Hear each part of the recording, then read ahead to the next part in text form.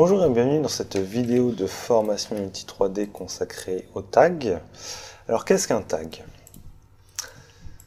Nous pouvons voir que dans notre scène nous avons différents objets. Nous pouvons leur attacher un tag.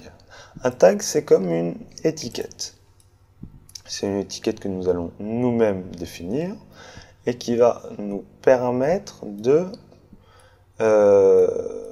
voir à qui ou à quoi on a affaire lorsqu'on fait des comparaisons ou par exemple si je voudrais récupérer tous les cubes de notre scène, là j'en ai deux, je vais leur affecter un tag cube et je vais dire récupère-moi tous les objets qui ont comme tag cube.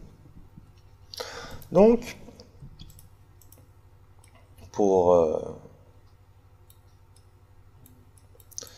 pour mieux illustrer ça, on va créer un tag sur le joueur.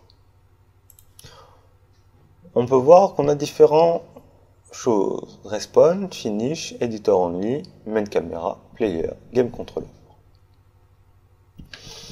On peut dire que c'est un contrôleur de jeu.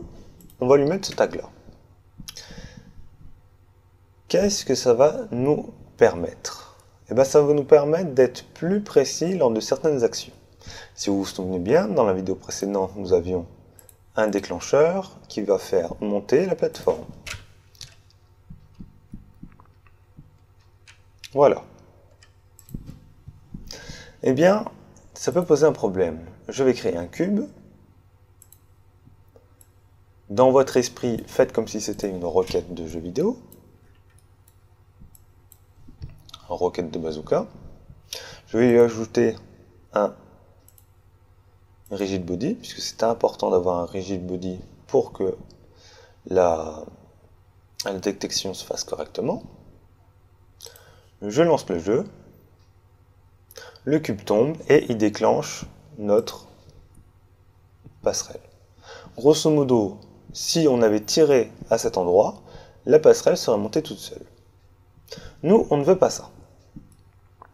On veut que ce soit le joueur qui, quand il entre, il va déclencher l'événement.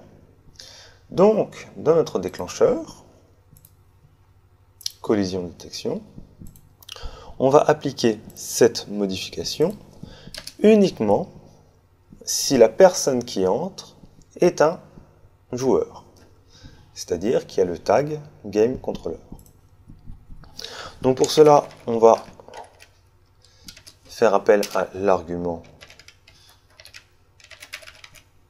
précédemment décrit dans la vidéo précédente.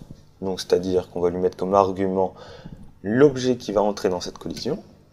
Alors, collision objet qui entre. Nous allons comparer un tag, donc nous allons faire if l'objet qui entre c'est notre joueur ou un autre objet, donc on va mettre objet qui entre, point tag, puisque c'est le tag qu'on veut, et on va voir s'il est équivalent à, alors je ne le connais pas par cœur, à Game Controller. Si c'est le cas, on fait monter la plateforme. On essaye. Le cube entre en collision, il ne se passe rien. Je vais entrer en collision, la plateforme se lève.